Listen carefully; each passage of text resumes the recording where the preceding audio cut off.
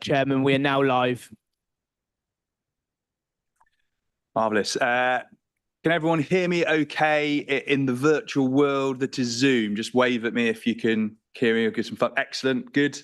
Bit of audience participation to get us started on a Monday evening. Good evening, everyone, and welcome to the Environment Advisory Group. I am Councillor Stuart Gawley, Portfolio Holder for Environment and Highways and Chairman of the Environment Advisory Group. So the members joining me this evening are, we have Councillor Caroline Culver, Councillor Paul Kander via Zoom, Councillor Jeff Mays, Councillor Martha Vickers and Councillor Nick Carter in attendance this evening. I've got Councillor Owen Jeffrey via Zoom as well, which is marvellous. So thank you very much. Got the following officers in attendance this evening. Kofi Adu-Giamfi, who's the Service Lead for Climate Change. Joe Watt, Environment Delivery Officer. Jenny Graham, Environment Delivery Manager. Elise Kinderman, Team Leader for Place. And Ben Ryan, who is our clerk and Zoom host this evening. We also have presenters today joining us, so thank you very much for coming along. We have got Puran Balassi Hendry, close, Biodiversity and Heritage Specialist at AWE Nuclear Security Technologies. And we also have Ian Pritchett, who's the Growth and Innovation Director for Greencore Homes. So thank you very much and nice to meet you both. If we hear the evacuation alarm this evening, we must leave the building immediately. Please proceed via the safe emergency exit route and please follow any instructions given by the officers. The assembly point is the car park at the Dolphin Pub. If the lockdown alarm sounds, we will remain seated and await instructions from officers. We will adjourn the meeting until such a time as it is safe to proceed. Does anyone have any questions about the way in which this meeting will be conducted this evening? No? Cool. And also, thank you very much to those members of the public and members of kind of interested groups that have come along this evening. It's great to see you here, and I hope you enjoy listening to what goes on. And please do feel free to, ask questions of our presenters, ask questions of any of our kind of updates that are given this evening. That's kind of what we want from this open forum, is to get that engagement with interested parties and local residents. So thank you very much again for coming along. Excellent. So item 1 of the agenda is to elect a vice chairman for the municipal 24-25 year. So from the chair, I'd like to propose Councillor Richard Sumner as vice chair of EAG. And I'd like to second that. Thank you very much, Councillor Vickers. All those in favour? Marvellous. Thank you very much. Excellent. Thank you. So that's Councillor Richard Sumner will be the vice chair for 24-25. So thank you for that. That takes us to item number 2, which is apologies. Chairman, we've received apologies from Councillor Vicky Poole, and Councillors Richard Sumner. Thank you very much. Excellent. So that takes us on to item 3, which is declarations of interest. Are there any declarations of interest around the room this evening? No. So I do have one, which is that I'm employed by AWE, but as this isn't a decision-making body, I don't think it's a conflict of interest in any way, but just for the record, I will offer that as a declaration of interest. Marvellous. Okay, so that takes us on to item 4, which is the minutes of the previous EAG open forum of the 21st of May 2024.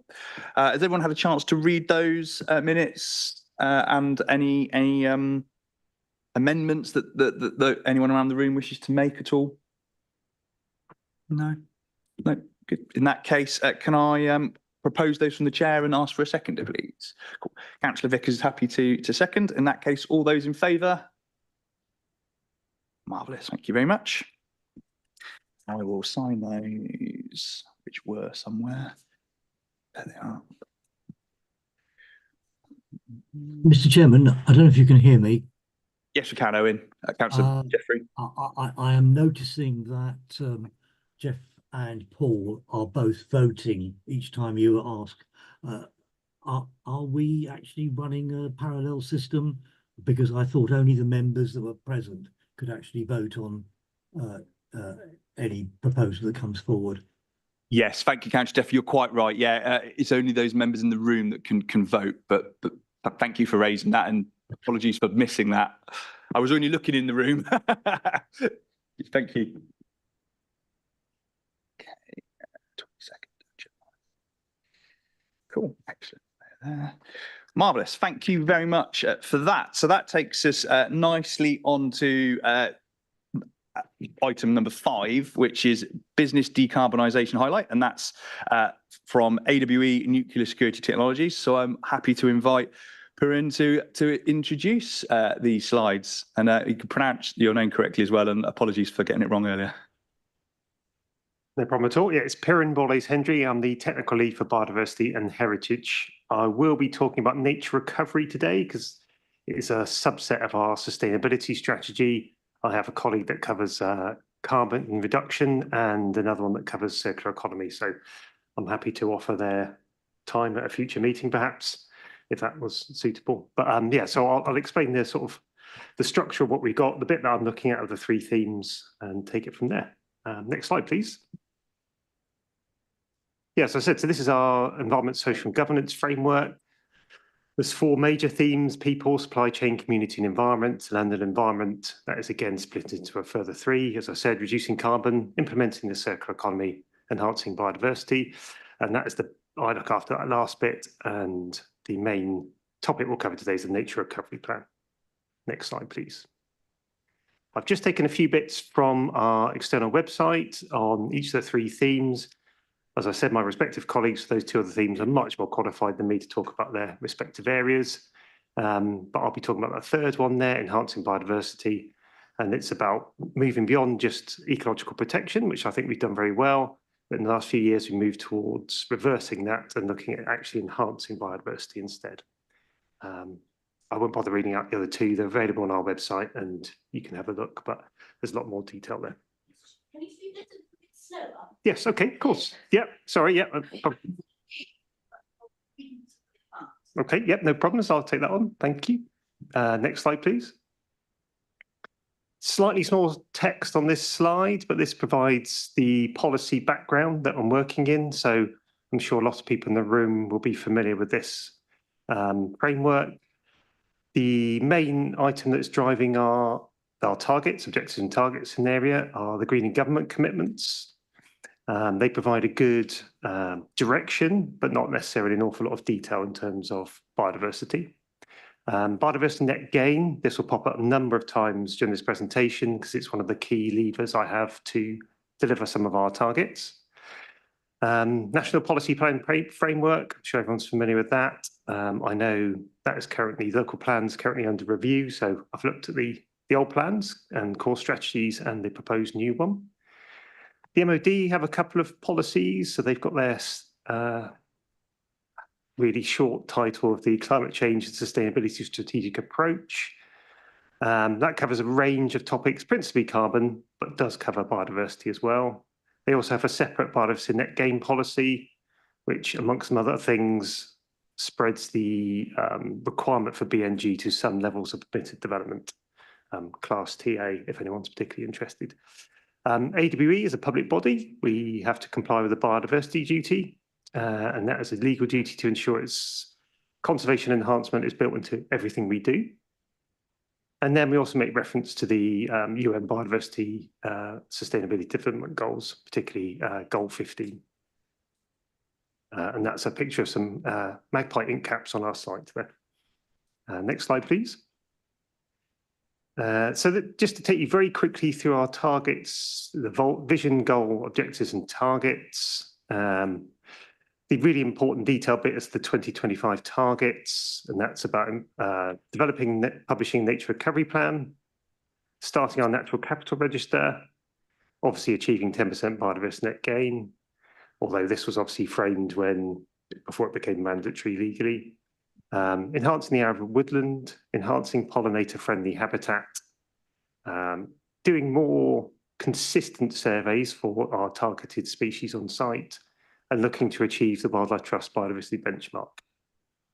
In order to achieve those targets, I've got 8 areas of focus, as you can see on the graphic there, and I'll go through those in a little more detail over the next few slides. Next slide, please. So I said, so areas of focus, one's about engaging with external stakeholders. So that's activities like this. It's about trying to learn from other organisations, sharing good practice, but also landscape scale stuff. So working with the Wildlife Trust where we can, local nature recovery strategy, just making sure that we're gathering as much information as possible from other organisations. Raising awareness internally with all our employees. That's a combination of targeted training for those that need it, and also just general information for all staff. So Stuart, you may have seen on our company portal at work, lots of information about some of the things we're doing. And that picture on the right there shows 2 out of the 3 peregrine chicks that fledged this year. And some of those items like peregrine chicks fledging in one of our boxes we put up really drives good staff engagement, and people get really interested in what we're doing. And it gives us an opportunity to then sort of widen that message. Also looking to deploy nature-based solutions where we can. So that could be things like planting trees to capture carbon, or using trees or planting to reduce flood risk, as an example. Next slide, please. So as I said about the biodiversity duty, it's integrating biodiversity into everything that we do as best we can. So biodiversity net gain is a really big one because that applies to all our capital project builds and some levels of permitted development. Looking to achieve or at least parallel the biodiversity benchmark as a measure for, because we already have 14,001 for our environmental management system, but it's a way of measuring us against a higher level for just specifically biodiversity. And working with my estate planning colleagues to identify areas of the estate that we can set aside just for nature rather than it being a side issue. Next one is protecting, enhancing tree planting, woodland cover. So very rarely is any already healthy trees on our site felled, but where that is required, it's always compensated at least 3 to 1, new to old. Biodiversity net gain as well, working for all our capital schemes to make sure they include tree planting.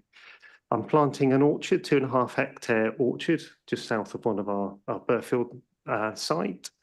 And I'm also conducting ancient and veteran tree surveys to identify where they are and better protect them. And that picture there is one of our trees. It's about 450 years old, approximate, as an estimate. And we've got quite a few of those as remainders of the old Aldermaston estate. Next slide, please.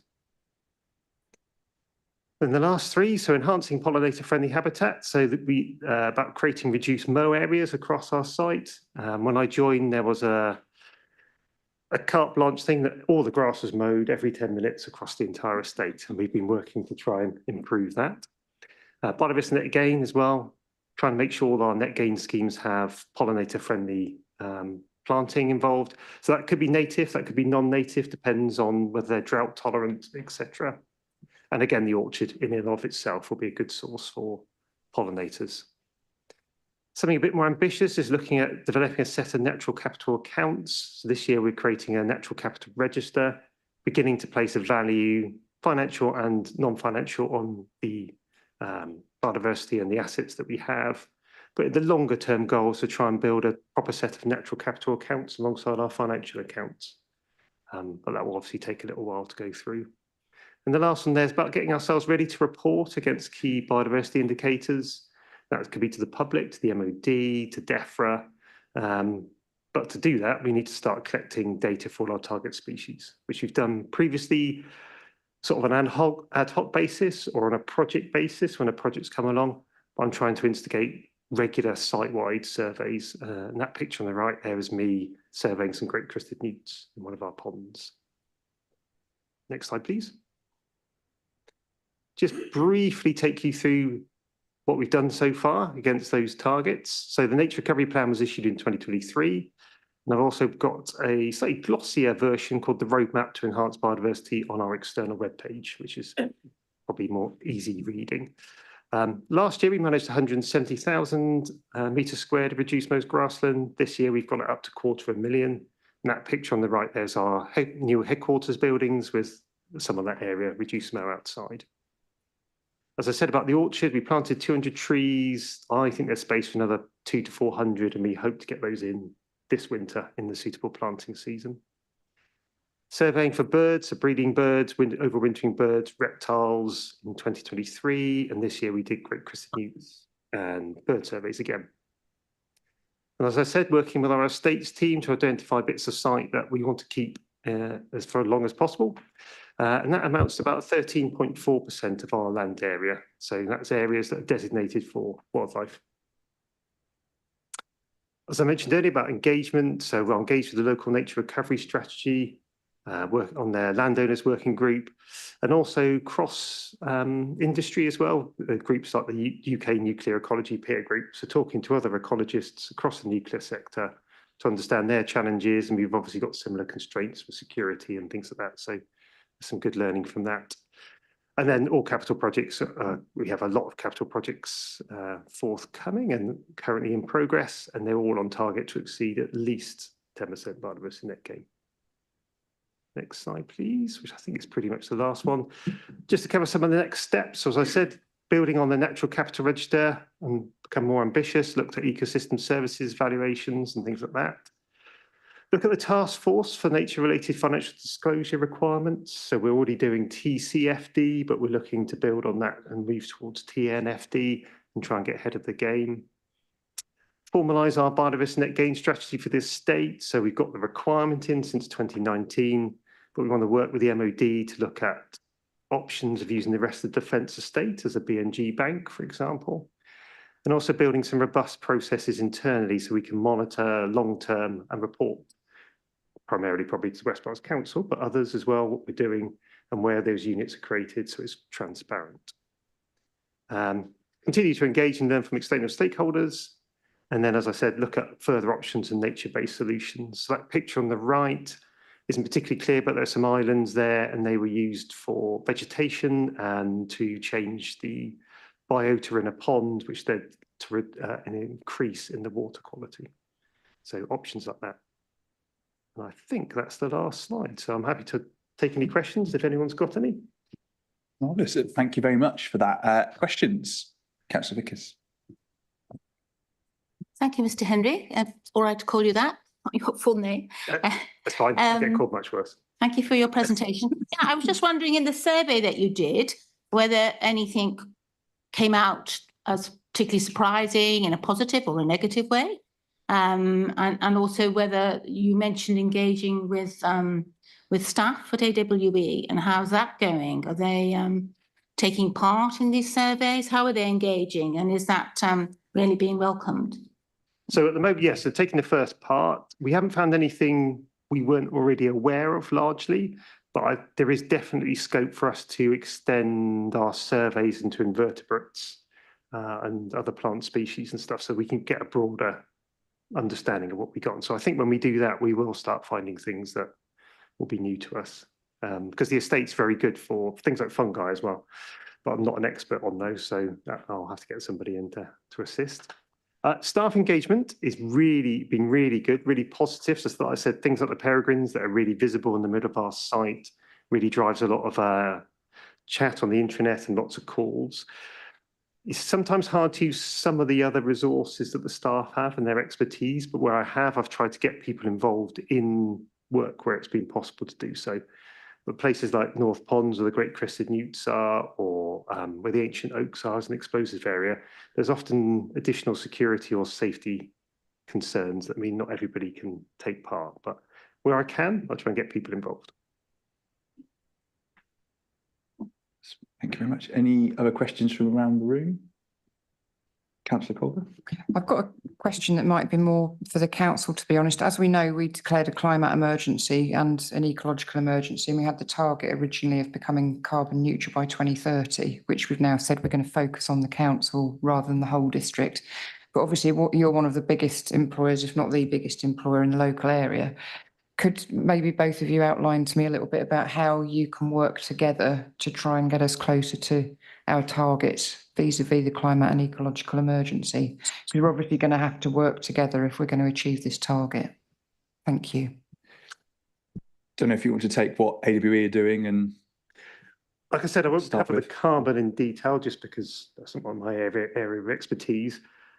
But yes, I'm certainly, I and my colleagues will certainly be open to working with West Berkshire and working to your targets. We're looking to update our targets in line with the Green and Government commitments to their second epoch, which is 25, 26, 27. So if we can work together over the next 6 months or so, that can influence our targets and we'll contribute wherever we can.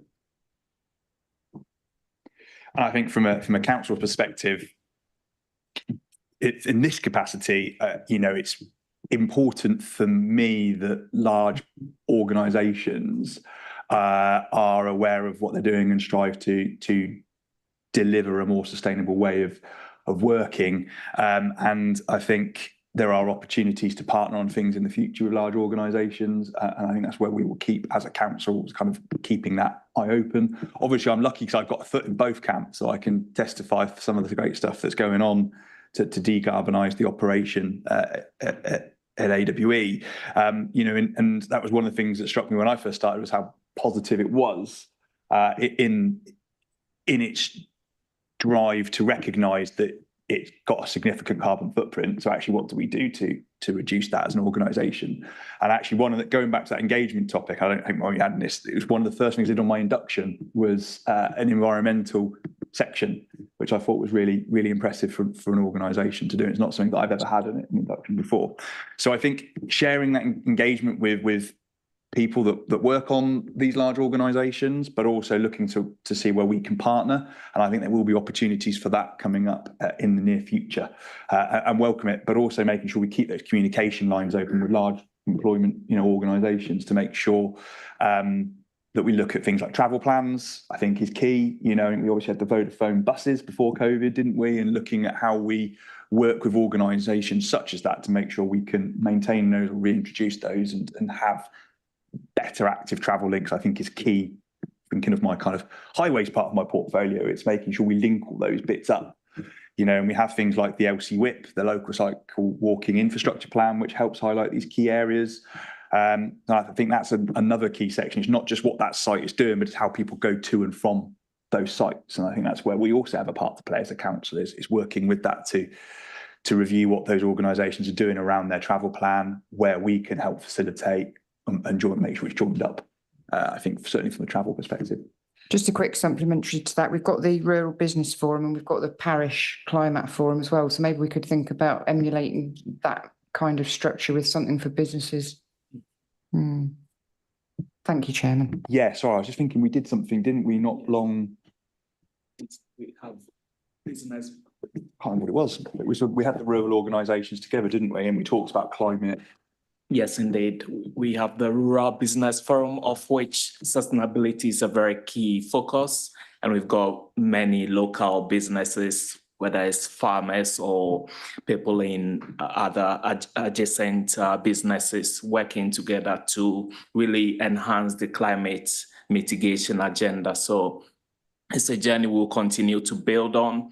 And also in past months, we had a business sustainability breakfast for local businesses. So we've started some work, but there's more to do. And we are committed to partnering with businesses like AWE, businesses of all scale, small and large, to ensure we are being greater stewards of our environment.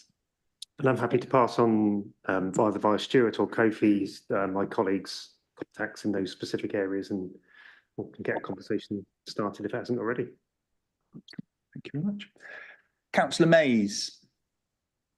Yeah, thank you, Chairman.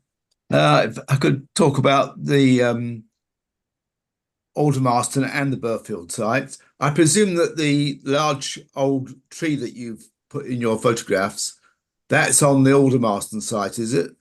That's correct, yes, yeah. And the lake you show with the two swans in it, that is also the Aldermaston site? That's correct, yeah. Can you confirm, as far as the lake is concerned, that the drainage problems we had basically in Aldermaston, which a lot of the water came from the Aldermaston site, is that problem solved? And is it likely that in the future flooding from that lake will not cause any more problems to Aldermaston than is currently the case. It's not my area of expertise, so I can certainly provide some further details after the meeting if you like. The lake picture drains the other way from Aldermaston Village, so I can definitely confirm that won't flood the village. The others to the north, nearer the village, there's a very large flood capture scheme, so yes, substantially different, I think, from when previous incidents have happened. But yeah, I can take that. We can take that offline perhaps, and I can provide details of that. On trees, again, I travel the route along the Boiler House Gate area. Can you confirm that you're going to replace many of the trees that have died, the silver birch trees that have got a rather short life? Can you replace those with other deciduous trees with which are more reliable and are less likely to fall in high wind situations? Well, the silver birch is growing. It's relatively poor soil, and silver birch is Yes. is an excellent pioneer species, and it does have a short life, but it self-sets and self-regenerates in a lot of those areas where we've got neutral to acid soil conditions underneath. So it actually provides a really good mosaic, those birch woodlands that are slowly falling down, regrowing themselves, and in conjunction with the lowland heath. And the lowland heath is a priority habitat, and it's great for woodlark in that area. So where trees fall down naturally and regenerate naturally, we try not to interfere at all. So areas we're away from fence lines, roads, pathways, I try and make sure that we don't do very little management of those. Is anywhere trees are potentially causing health and safety issue do we intervene. So largely that silver birch will just slowly regenerate that woodland alongside the pines next to it as well. So it just provides a really good natural habitat with dead wood on the ground, different stages of woodland, natural clearings opening. So I tend to leave that area to manage itself. Yeah, obviously, the general public don't get onto your land outside the actual road areas. So what we do see is the deer, particularly, that they cross it over the road system, and the trees we see when they fall, and obviously that's a problem. As far as Aldermaston's, as far as Burfield is concerned, I think you mentioned some rewilding you're doing with an orchard in that area. Yeah, that's correct. Yeah. Whereabouts is that orchard on the south side of the Burfield site, or immediately south of the Burfield site? Yes, that's towards correct. the Goring Lane. Yes, that's correct. Yeah. Yeah. Okay. Thank you very much. You should be able to see it as you drive up James Lane at some point. Yeah. Okay. Some blossom early next year. Yeah. Great. Thank you very much. Thank you, Councillor Mays. Any other questions from online or around the room? No? Excellent. In that case, thank you very much for your time, and you're more than welcome to stay and listen to the rest of the events this evening. I'll probably do that. Thank you, Stuart. Thank you very much. Cool. Excellent. That moves us on to item 6, which is sustainability innovations in building construction. And I would like to invite Ian Pritchett, who's the Growth and Innovation Director for Green Core Homes, to make their presentation, please. Thank you very much. Thank you. If we can have the slides up. Thank you. So we set up Green Core Homes. I'm one of the founders, and we set it up in 2013. And within the time available, I'm only going to be able to scratch the surface slightly. But one of the things to start off and mention, I think, is that by coincidence, today is Global Climate Emergency Day. So particularly relevant that we're here. So if we could have the next slide. In 2015, the COP meeting in Paris set a series of targets that the governments of the world signed up to. And these have resulted in carbon budgets that I'm sure you're all familiar with. And in the UK, the Climate Change Committee have produced a series of carbon budgets. But if you're not familiar with the work done by the Tyndall Centre for Climate Change Research at Manchester University, it's well worth looking at it, because what they've done is to break those carbon budgets down by local authority. And I've just got an extract here from the page that's relevant to West Berkshire. And if we can move on to the next slide. What it says is there are a number of recommendations. So the first one is to stay within a maximum cumulative carbon dioxide emissions budget of 8.2 million tonnes. So that is West Berkshire's total carbon. The total carbon budget from 2020 to 2100. The reality is, if we're aiming to be zero carbon by 2050, then it really represents the front end of that period. But it also points out that at 2017 emission rates, that budget would be totally consumed by 2027.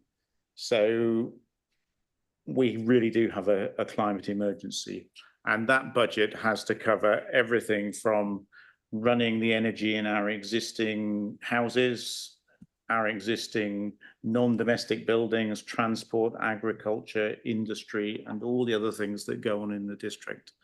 And what this report sets out actually is a recommended roadmap. And item 3 is that the district should be zero carbon or very near zero carbon by no later than 2041. So I understand you have a target for the council itself to be zero carbon by 2030, but 2041 is really the target for the whole district, according to the recommendations from the Climate Change Committee and the Tyndall Centre for Climate Change Research. And building fits into that. So that's why I wanted to start off with that, really. So if we can move on to the next slide. The other thing I didn't mention there is that great quote from David Attenborough: what we do in the next 10 years will profoundly impact the next few thousand. So this really is the decade of action. And embodied carbon, I think, is really the elephant in the room. Embodied carbon is the carbon dioxide emissions that come from the mining, extraction, manufacture, processing, firing, quarrying, transportation of all the building materials that go into a building. And if we think about an average new house of around 100 square meters, so a modest 3-bedroom house of 100 square meters, the embodied carbon of that when you build it is over 100 tons of CO2 emissions. And how much over 100 depends on how it's built. And that's what's often referred to as its carbon footprint, or in some cases nowadays, the upfront carbon. And the frustrating thing is it's poorly understood. There are no targets. It's not mandatory to measure it. And so when we're talking about carbon budgets, this flies below the radar and could easily derail our carbon budgets. The thing that is better understood and has targets is what's called the operational emissions. So the average house will then emit about 3 to 5 tons of CO2 a year in operation. And that is what's in the regulations. And in fact, that is made up of 2 elements: what's called the regulated energy. So that's heating, hot water, lighting and ventilation, and the unregulated, which is everything else, you know, the things that we plug into our sockets, computers and cookers and washing machines and things. So the only bit that is actually regulated by building regulations is the regulated energy side. So an average new house that we build this year will be responsible for about 200 tons of CO2 emissions by 2050. And only a very small part of that is dealt with by targets and definitions of zero carbon. So it's very easy to fall into the false sense of security that the industry is moving towards zero carbon. It is addressing a fraction of the problem, not the whole problem. So if we can move on to the next slide. So Taylor Wimpey published, in fact, they publish a sustainability report every year. This is taken from their 2020 sustainability report. And they very conveniently measure the embodied carbon of an average 100 square meter house. And in 2020, they were reporting that it was 210 tons just at the construction stage. the RIBA, the Royal Institution of British Architects, have a figure that they've calculated as business as usual across the whole industry, which is 120 tonnes per house. And I'm not putting this up to vilify Taylor Wimpey. It's very laudable that they measure it and report it publicly. And in fact, they measure it every year, and their latest report is down below 200 tonnes. So they are moving in the right direction, but it just gives you an order of magnitude of the problem. If we move to the next slide. Greencore was set up in 2013 to really try and disrupt the house building industry. And in the time since we set it up, we've built around 100 homes, and we started off building one-off individual homes, and we've graduated to doing small developments. And a few years ago, we finished a scheme called Springfield Meadows, which was 25 houses. It was 9 affordable and 16 open market houses, and it won lots of awards. And that really has gone some way to setting a benchmark for what we do as a business, but also what the industry could be doing. And in 2022, we were fortunate enough to bring in investment from M&G. And for those of you who might not know, M&G are a fund management business. In fact, they probably manage the pension funds of West Berkshire. They manage the pension funds of a lot of councils. And in fact, they manage hundreds of billions of pounds. And some of that money is set aside to invest in SME businesses that make a positive impact to either environment or other good causes. So since having M&G on board, we've been able to scale up our ambitions and scale up what we do. We've got about 500 homes in planning at the moment. And the first of those will be going to site fairly shortly. We're based in Oxfordshire. We've got an office and a factory in Bicester, and there's an open invitation for anybody associated with West Berkshire who wants to come and visit and see what we're doing. You're very welcome. And we've now got some pretty ambitious growth plans. So if we can move to the next slide. These are some images of Springfield Meadows. It was quite unique because it was in a rural environment. It's quite low density. So not everything that we build will look exactly like this, but the principles that were established here can be taken forward. We move to the next slide. So our purpose is to accelerate the global transition to low carbon living. And our vision, as I say, is ambitious to lead the house building industry by delivering 10,000 better than net zero homes by 2035. And the reason I say better than net zero is that the definition of net zero, as I hope I've explained, is pretty weak and doesn't really address the subject. So we want to do things that are much, much better than net zero. So next slide. So what do we mean by a house that's better than net zero? So the first thing is we mean building it out of bio-based materials. So we've developed our own building system, which is called Beyond. It's an off-site manufactured closed panel timber frame. It's insulated with hemp and wood fiber insulation. And because those are plants, when they grow, they absorb carbon dioxide from the atmosphere and they lock that up as cellulose in the building. So we can actually drastically reduce the carbon footprint of a building by using bio-based materials. And they can be erected very quickly. They've got all the necessary accreditations and warranties and fire tests. And it means that we can actually get the superstructure of the building well below zero embodied carbon because it's actually locking up more carbon that's emitting. And then we can make those houses very, very energy efficient and airtight to get their energy in use as low as possible. And we can meet the energy that they're using through 100% on-site renewable energy through roof-mounted PV panels. So if we move to the next slide. These are set out in a series of targets and key performance indicators that we have for our business, and they are aligned with the upper aspirations of people like the RICS and LETI. So that's the Royal Institution of Chartered Surveyors and the London Energy Transformation Initiative. And LETI are a voluntary body who are really doing all the heavy lifting that government should have been doing over the last decade or so.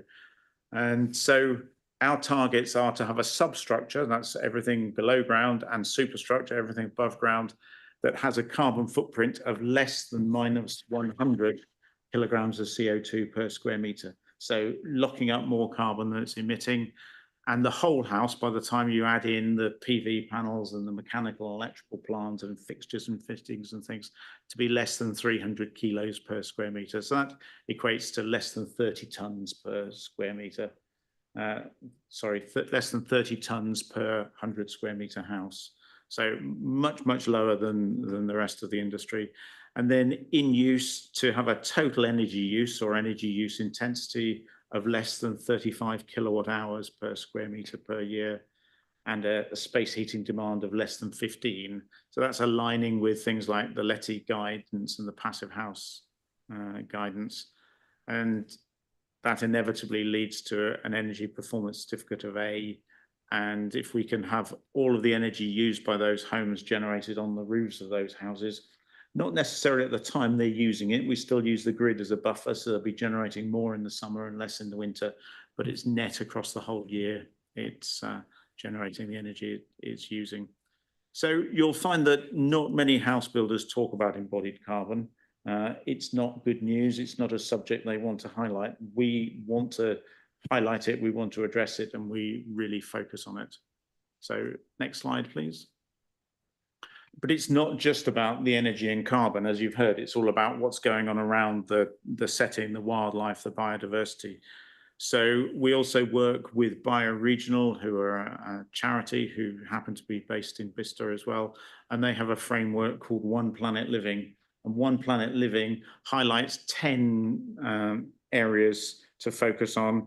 And it's about living within our fair share of the world's resources, but not forgetting things like health and happiness and equity and local economy, culture and community.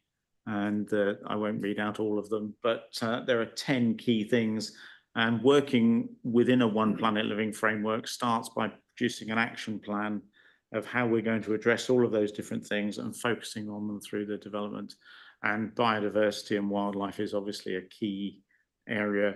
And we intend to deliver far more than our mandatory 10% biodiversity net gain on all of our projects. So next slide. So we have a formula, tongue in cheek, the secret formula, but we tell it to lots of people. So it's very, very simple. You can use bio-based materials to lock up carbon, the Passive House performance standard and the guidelines set out in that standard to reduce the energy in use, and then avoid fossil fuels. So everything is electric, so electric heating, hot water and cooking, and then using PVs to generate the electricity. And we can store it in batteries and we can distribute it around the site using a smart microgrid to optimize the way the energy is used rather than exporting it back to the grid. But the other key thing is post-occupancy evaluation.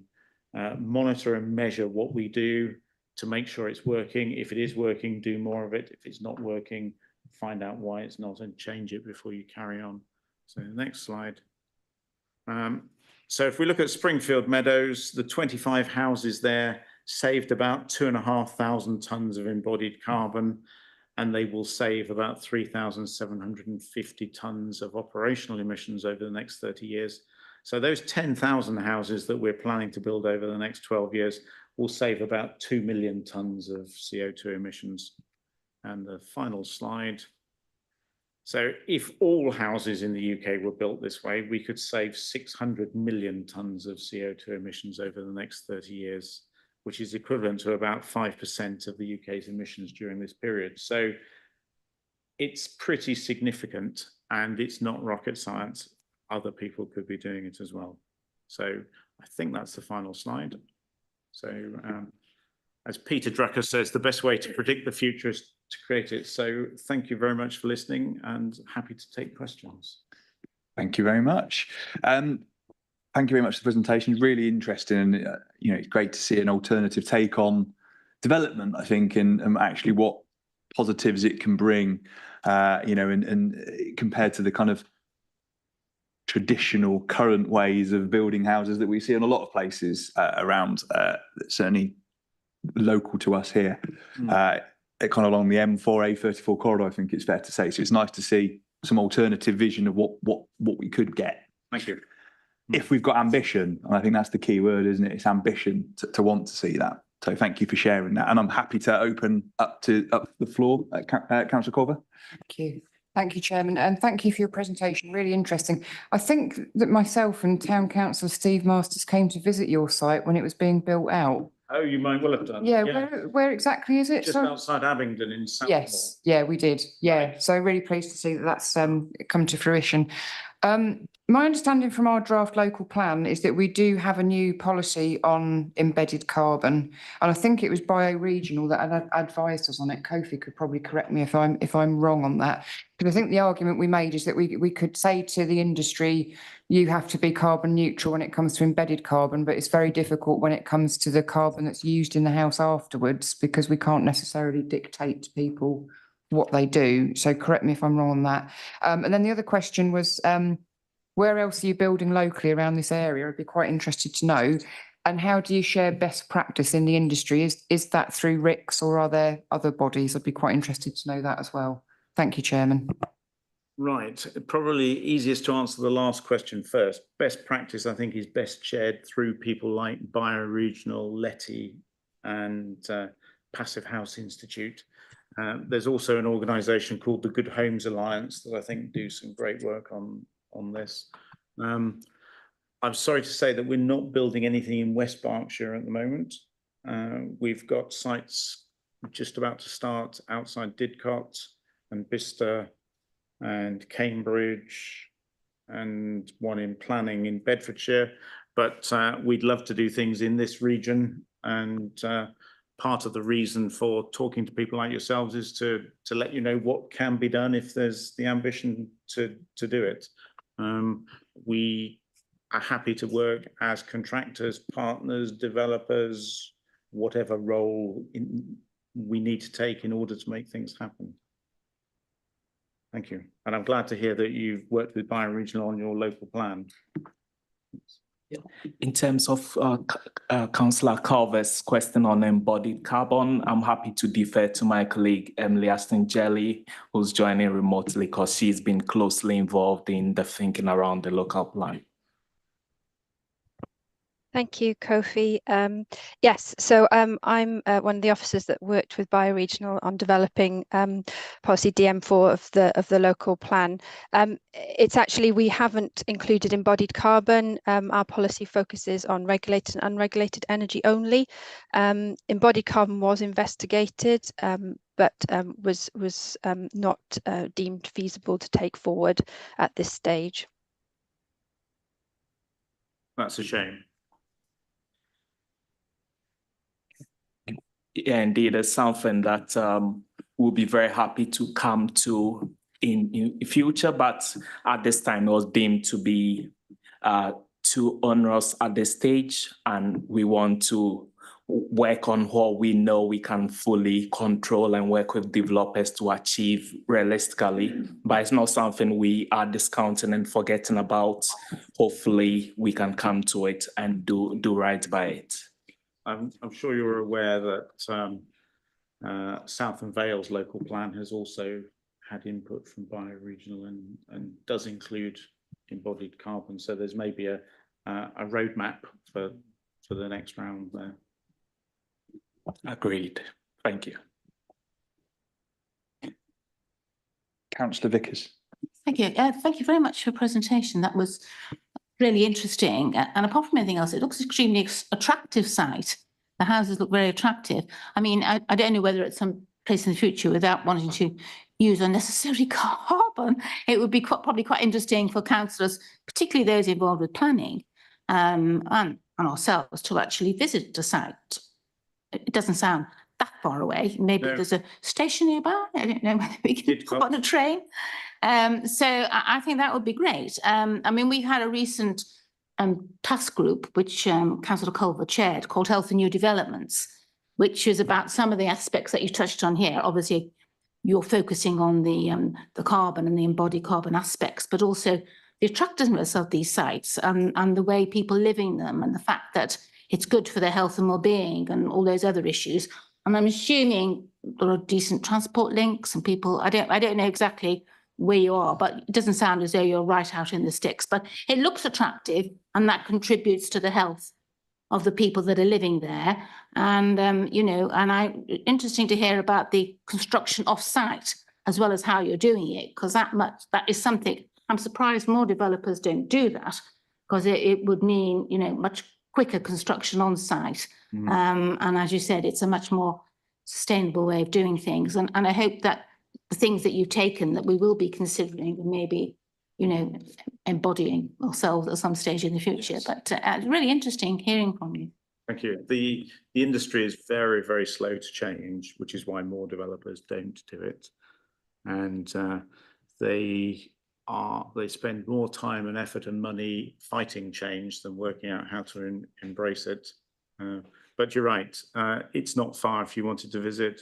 Also, we've just finished a nice little community land trust project in Hook Norton in North Oxfordshire as well. And we'll be starting on site just outside Didcot, which will be even easier to visit in the very near future. Thank you. Councillor Mays.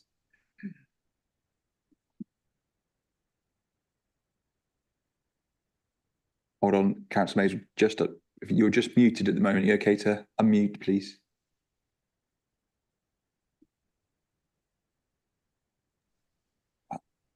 Yeah, sorry, I was saying, I live in a Victorian house, brick built, cavity walls, circa 1895. But on 30 years work on the house, I've actually done a lot of work with insulation at roof level and within the walls of extensions. One comment I had with regard to walls prefabricated in the factory and then erected on site, have you had any problems with vermin? Because I've had problems with wood ants eating cork-based insulation products, and obviously mice and other small rodents get into insulating material, which is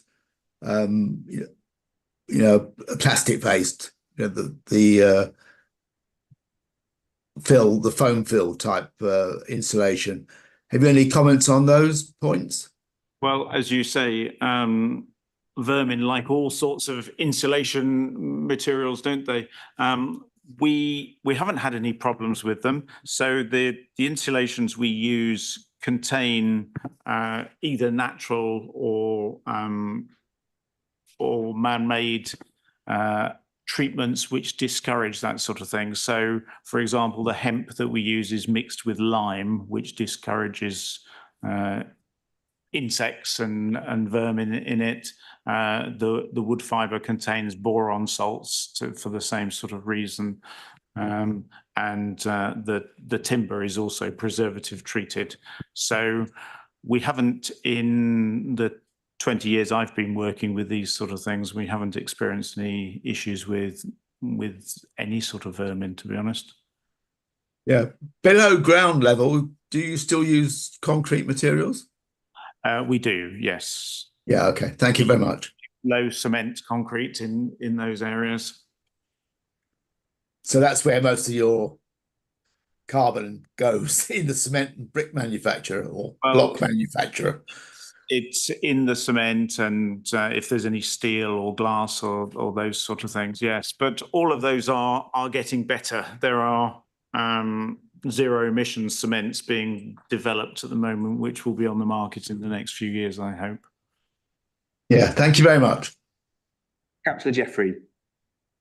Thank you. Am I on mute or am I audible? No, you're all good. Right.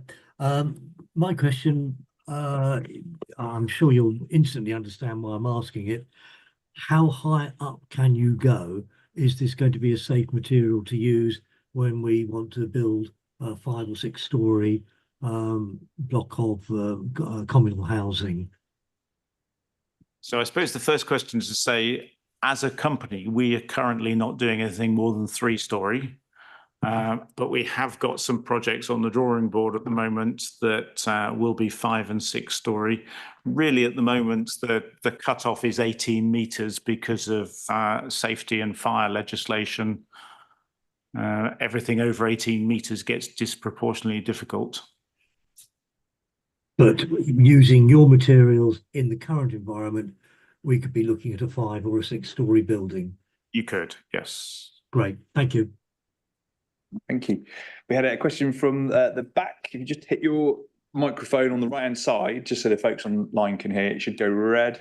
There we go. Should be fine. Yeah, really interesting presentation. Thank you very much. Can I just ask, and forgive me if you mentioned this and I missed it, how does the price of one of your homes stack up? You know, a typical 3-bedroom that you would build, how does that compare to a typical average brick-built house? So I'm going to face away from you Sure, for a moment, sure. if you don't mind. The cost of construction is slightly more, but the reality is that the purchase price tends to be dictated by the market. So at the moment, there isn't really a tangible difference between a house that uses very, very little energy and one that uses an awful lot of energy. So house prices tend to be linked to size and location, and to an extent, their aesthetics. I think that will change over time, and I think realistically, if a house is £1,000 or £2,000 a year cheaper to run, it ought to have a better value. But there isn't really enough data to show that in the market at the moment. So prices there isn't necessarily what you might call a green premium, but there are interestingly the opposite beginning to emerge, which is known as a brown discount. If something performs very badly, it may get discounted in the market. Thank you. Councillor Carter.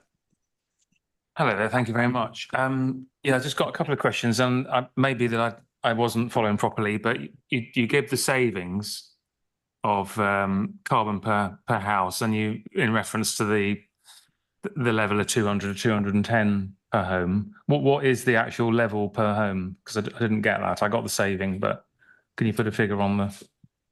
So it depends what we're comparing it to, really. So if we're comparing it to Taylor Wimpey, the saving would be best part of 300 tonnes over a 30-year period in terms of carbon emissions. If we're comparing it to business as usual, then it's going to be closer to 200 tonnes.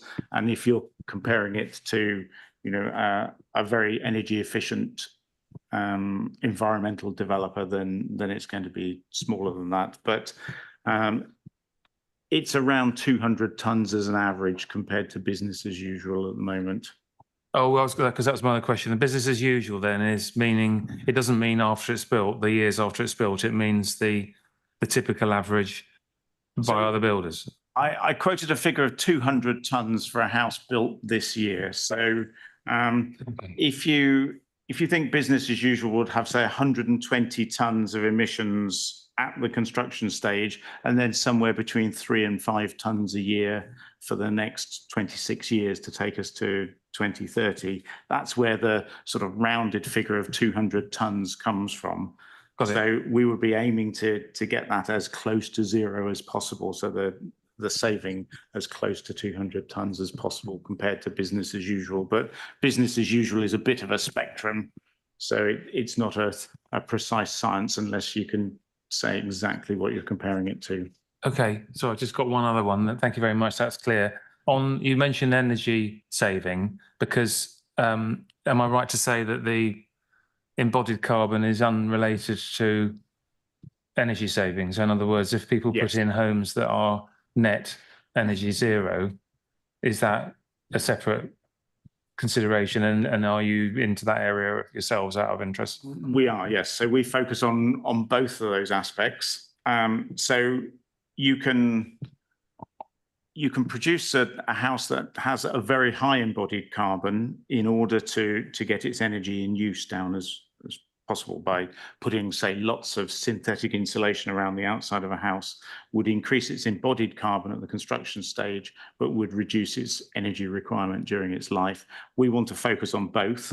So we want to get its embodied carbon as low as possible and its operational emissions as low as possible. And by generating the energy it uses on the roof, we can get those operational emissions to net zero across a year. So we've got to be focusing on both of them. The definition under building regulations only focuses on heating, hot water, lighting and ventilation. So if you see a PLC house builder saying they're building a net zero house, that's probably that they've put enough PVs on the roof to cover the heating, hot water, lighting and ventilation. None of those other things are counted in that calculation. Oh, thank you very much. Thank you very much. Thank you. Thank you. Have you got a question? Yes, indeed, Chair. Thank you again for a very insightful presentation. I want to know, given your statement that there is currently no green premium for constructors doing right by the environment, how do you stay competitive as a business? Yes, excellent question. So there are a few things that we have to do. So we have to, first of all, look for land from landowners who have an agenda to do something worthwhile and a legacy. We do buy land on the open market, but if we're competing against somebody who is building very cheaply, it can be quite challenging. So working with the right landowners is step one.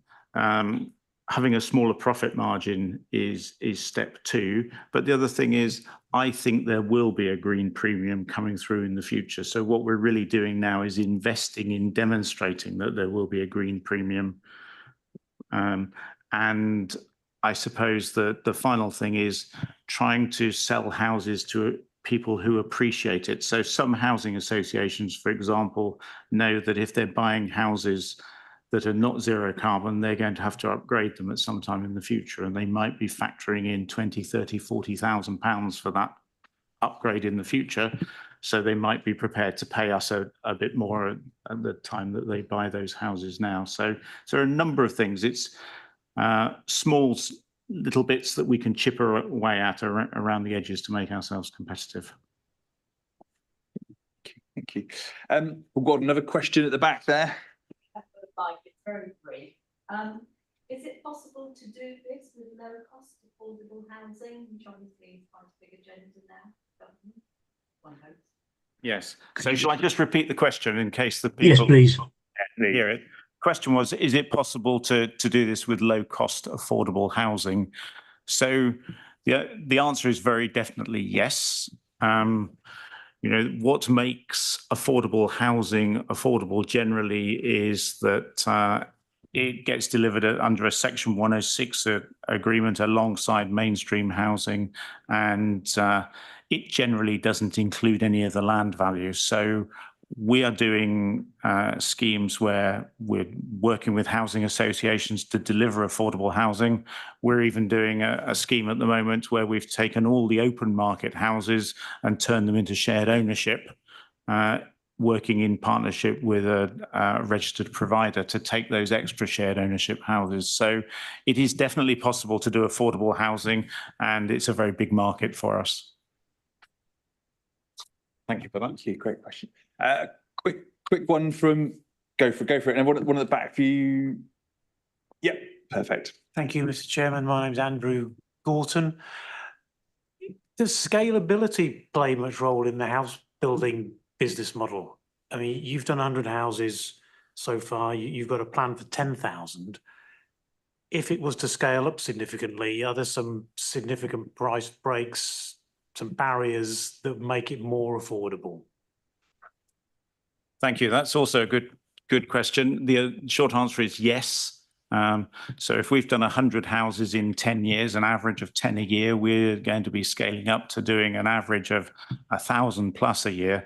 The economies of scale and economics work much, much better at that level. So again, I suppose picking up on Kofi's point at the moment, even if we're not seeing a green premium at the moment, we know our build costs will get more competitive as we scale up and as we do more of these.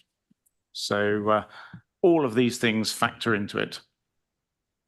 But we do it because it's the right thing to do, and more people are supporting that. Thank you very much. So the kind of follow-up to that is, what is the barrier to that scaling? Is it purchasing land, or just encouragement, or promoting partnerships with people? What? Yes, so what's the limiting factor? There are a number of limiting factors, and once you get over one, there's the next one. It's a bit like running a 400-meter hurdle race that you have to overcome one at a time. So the first thing is access to land.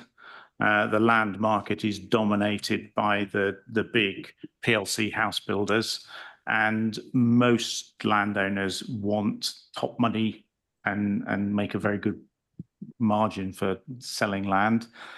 And the next thing is really the planning system. The planning system is creaking at the seams at the moment, and decisions are very slow.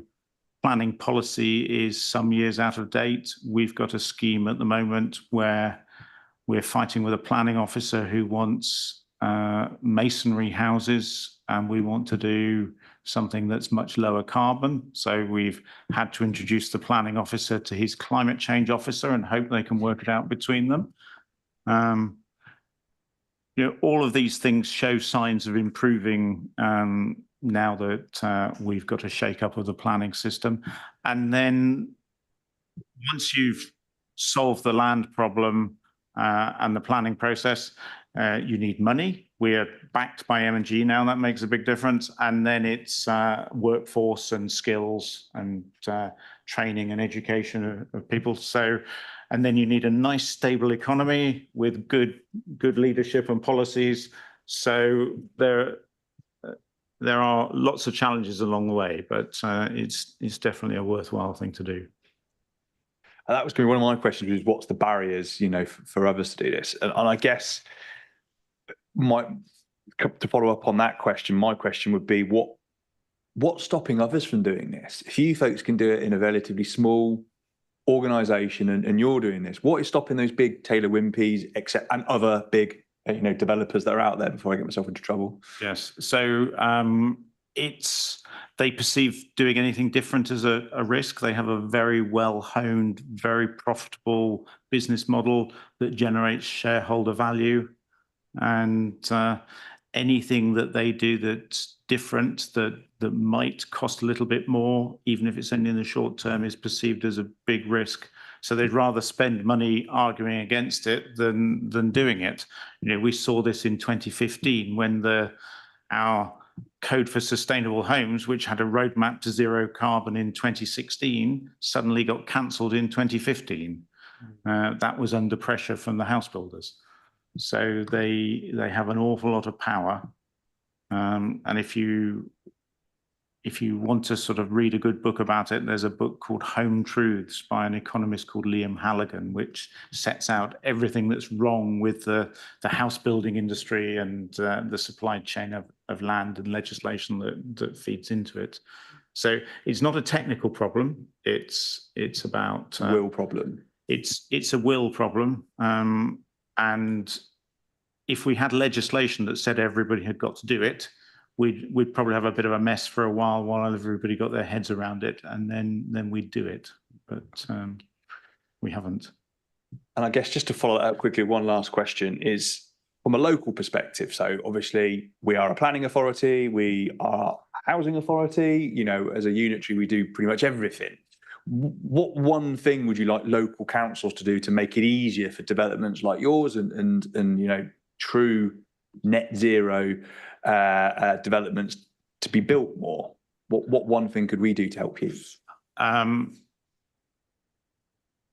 If I had to pick one, I'd say lead by example. So if there are development projects that you have control of, land that you have control of, set the bar high, be ambitious. And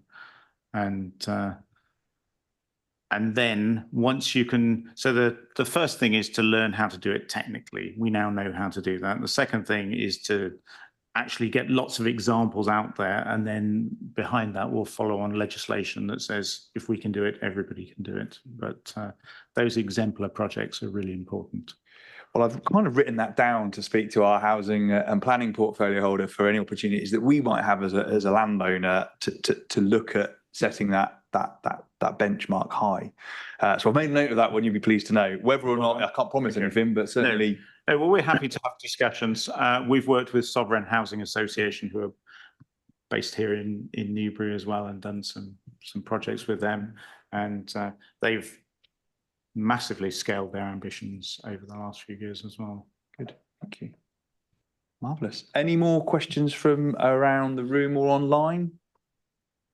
Chair, just in the interest of transparency, I've looked back at the documents. I recognise the fact that the local plan is still going through the examination process, but the proposal that we made was we would require new buildings to achieve net zero carbon by matching all its operational (brackets regulated and unregulated brackets) energy with renewables on site, or if unfeasible, then offset 30 years worth of carbon.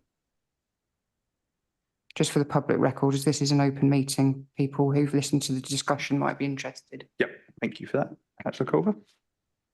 Marvellous. Excellent, thank you. If there's no more questions, thank you very much for coming along to present. It's a really interesting topic, and I think it's good to share what else can be done, you know, around development. As we know, there is some big changes coming potentially in planning, and you know, it's better to do it now rather than try to retrofit these things 30 years down the line, right? So thank you very much for that. Moving on to item 7, which is the West Berks Council Environment Strategy Refresh. I will hand over to Jenny Graham, who's the West Berks Council Environment Delivery Manager, to talk us through the latest. Over to you, Jenny. Thank you. Thank you, Chair. Good evening, everyone. I'm conscious of time. I've got a few slides here to go through to explain what we're doing in relation to refreshing the council's and the district environment strategy. We're very much at the start of the process, so if I go through quickly, there's plenty of time for engagement after this meeting. So yeah, I will go through and introduce what we're doing, and then we'll be bringing this back to the open forum at a later date. So what I want to do today is just outline the drivers for refreshing the environment strategy. Key elements that we're hoping that revised strategy will include, the timescales over which we're planning to do this. I also want to explain what we've done so far with our revisions, which have very much focused on the delivery plan to date, and then just provide a little bit of time for questions and any feedback that anyone wants to give tonight, and then contact details to do that over the coming weeks and months. Next slide, please. So the drivers for refreshing our environment strategy, and I should just say that the environment strategy was adopted in July 2020, 1 year after the declaration of the climate emergency. So the reasons for us looking to refresh this is that, as you'll know, May last year we had a new administration. We've also added the declaration of an ecological emergency in October last year. The new council strategy was approved at a similar time. We have got significant financial challenges as a council, and individuals, businesses, we're all in a different financial position now as to when the original strategy was first approved. Other things to take into account are the Environment Act that came in 2021, and then just the learning that we have had from delivering over these first 4 years of the environment strategy. We've got to know things that are particularly tricky, things that aren't working. So just that learning will help, and a reason for us refreshing the strategy as well. Next slide, please. Some of the things that we are hoping or proposing that a refreshed or revised strategy should include or achieve. There will be, I think it's important to have a bit of a look back, what's been achieved to date, what things have we been able to progress, but that would probably be quite a light touch because we do have detailed annual progress reports that we do each year, and they are all on our website. So they have got a lot of information, including the annual roadmap that we do, showing what's been achieved each year and key highlights. We want it to be able to continue to explain where we've got to on our journey as an authority and the district, so where we're trying to get to, and to be more clear this time about how we might be able to get there and the sorts of projects that are going to get us to net zero. So we are hoping to include a pathway, a proper sort of pathway of the carbon reduction that we are hoping to achieve via actions and tasks that we do and deliver, so that we can be clear where we're aiming to get to, where the gap might be, and what things we might be able to do to narrow that gap. We think it's also good for it to be an honest consideration of the priorities. I think anyone who has read the original environment strategy, it was very broad. It encompassed a lot of areas of work, and I think we all agree that sort of as officers and discussions to date, that we really need to refocus, review the priorities so that the things we're working on now, because 2030 is not too far away, that they are very much focused on getting that carbon reduction achieved. We're really open to other things that people might want to see in the strategy. So any feedback on that would be really appreciated, so that we are just including things that people would find really helpful on our pathway to net zero. Next slide, please. The timescales for doing this refresh, and we've already started quite a bit of background work, but we want to use sort of the rest of 2024 to engage with different groups as we carry on the work that we're doing as a team and across the council. So I've listed there some of the groups and meetings that we would like to engage with and we plan to engage with on this topic, but very happy to again add to that and go and speak at other groups, or hold sort of one-off webinars, etc., in order to ensure that we engage with people that want to have a contribution to this. And then we would plan to take a refreshed plan through, or sorry, a refreshed strategy through the council's processes and get approval early in 2025. Next slide, please.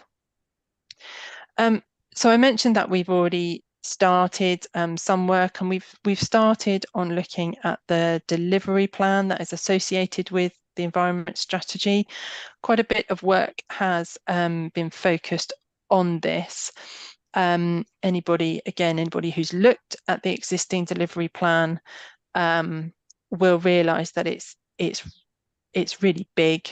There's a lot in there, and for it to be effective and for us to be able to focus resources more appropriately, it really needed to be refreshed, and so we started looking at that.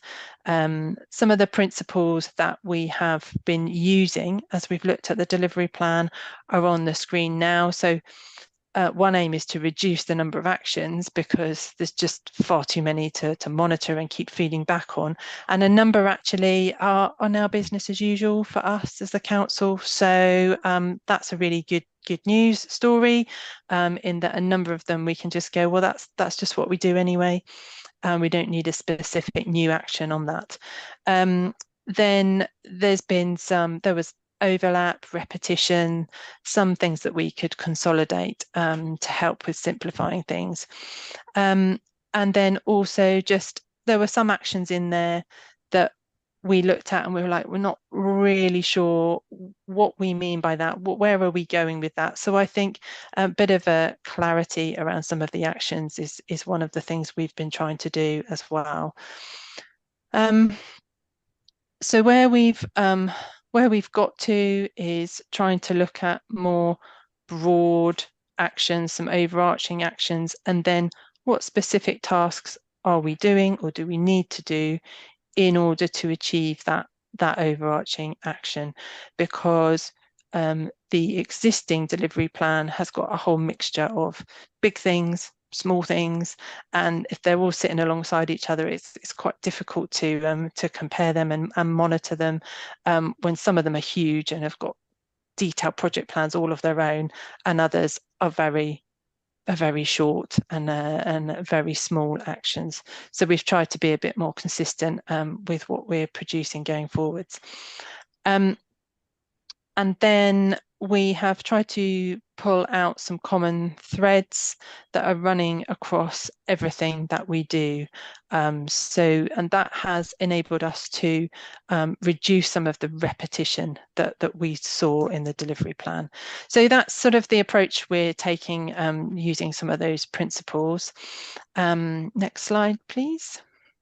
So where does that take us? We currently have got some 5 strategic objectives, and we've used that to organise the existing delivery plan.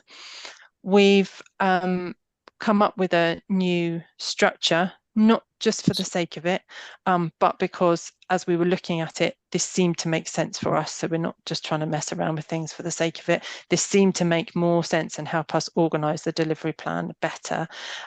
So we've now are proposing to have 4 themes and then a number of common threads that run across all of those themes. So they're on the next slide, if we could see that, please. So the 4 themes that we identified that we believe cover most of the things that we should be active in are energy efficiency and renewables, the natural environment, and that will pick up on the ecological emergency in particular, sustainable travel, and waste reduction and recycling. And then the common threads that we believe really go across all of those themes and describe the way in which we work and the important things that we pick up on across the themes are net zero, health and well-being, communications, partnerships, that's sort of describing the way in which we work through a lot of those themes in partnership, and then education and community engagement. So that is trying behavioural change, for example, would fall into that, which would be across all the themes. Next slide, please. So a small example of what that might look like, and apologies if some of the text on here is a bit small. So in the proposed new theme of energy efficiency and renewables, we might have an overarching action to deliver projects to generate renewable energy. So that's very broad, but it's something we absolutely should be doing. And then specific tasks that will help us to deliver that action would be installing the solar farm near Graiseley, planning and delivering other projects to install energy on existing council assets and properties, and then possibly looking to go further and purchase land or property for the purposes of renewable energy generation.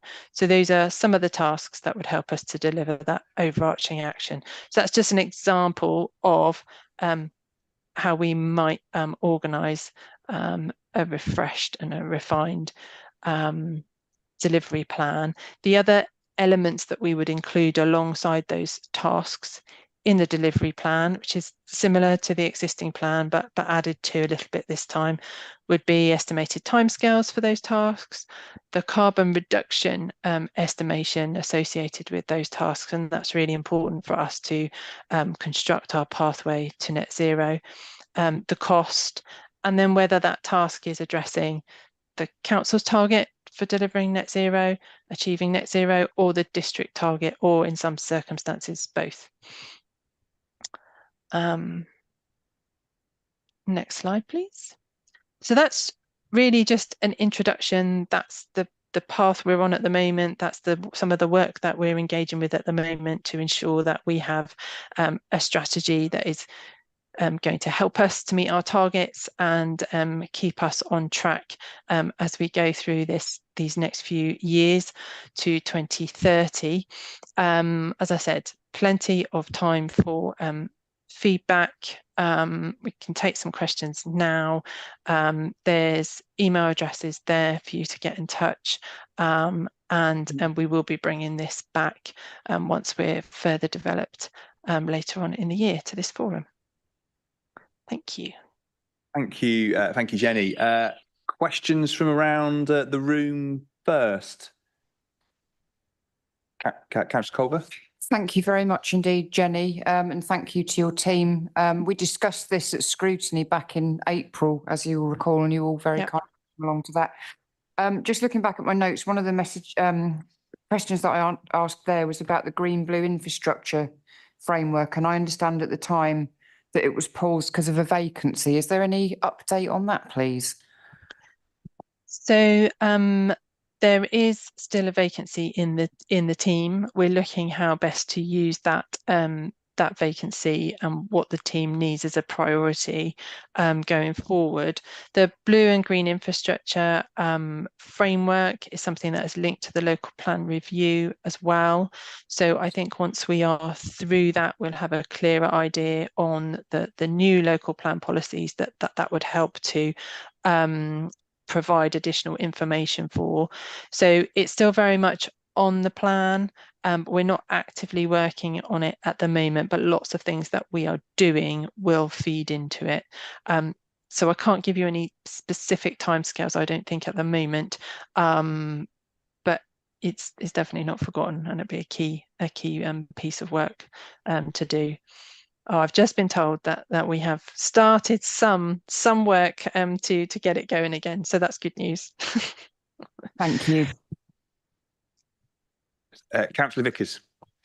Thank you, Jenny. Thank you very much for that. Yeah, I was just sort of thinking, I suppose, slightly more specific, wondering how partnership working is going, particularly with our businesses and maybe Newbury College, sixth formers. Just thinking of, particularly with business, with sustainable travel, and I can sort of focus even more as to how they might be encouraging workers locally to travel more sustainably. I mean, we have a very sort of dearth of really secure cycle parking in the town, particularly for people with electric bikes. I've heard several comments locally. This is sort of coming down to quite specifics, but I'm just wondering whether you have any sort of partnerships with business where you can sort of address and sort of encourage developments in this area, or with the college and our sixth formers looking at ideas about other things we might do in the future.